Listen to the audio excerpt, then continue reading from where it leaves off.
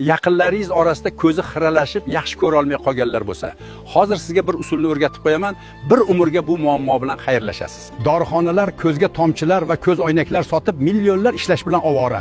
Hozir sizga aytadigan usulimni bilishingizni ular aslo istashmaydi. 2 dona laymni olib, bo'laklarga kesib olasiz.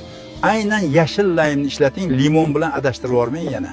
2 dona sarimsoqni maydalab to'g'rab olasiz. 2 ta kichkina donasi yetarli bo'ladi. Sarimsoq ko'zga ta'sir qiluvchi yallig'lanishga qarshi kurashadi.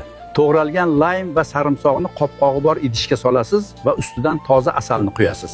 Idish iloji boricha shishadan bo'lishi kerak. Ketidan 3 osh qoshiq zaytun yog'ini qo'shasiz. Hammasini yaxshilab aralashtirasiz. Ko'zingizni burgutni ko'zdan ham o'tkir qiluvchi malham tayyor. Har kuni ertalab och qoringa bir qoshiqdan qabul qiling. 1 oy davomida qoldirmasdan bajarsangiz, ko'zingizning nuri qaytib, ko'rishingiz yaxshilanadi. Bu yangilik emas. Bu qadimgi Xitoy tabobatida asrlar davomida mavjud yechim. Shu usulni bajarsangiz, ko'zdagi xira pardalar yo'qoladi. Bu usulni sinab ko'rgan bemorlarim ko'z oynaklaridan voz kechishganini aytishmoqda. Ko'rish bilan muammosi bor yaqinlarga bu usulni yuboring va doimgidek Tabib Shifuga obuna bo'ling. Men bilan o'zingiz va yaqinlaringiz uchun tabiiy usullar yordamida davo topasiz.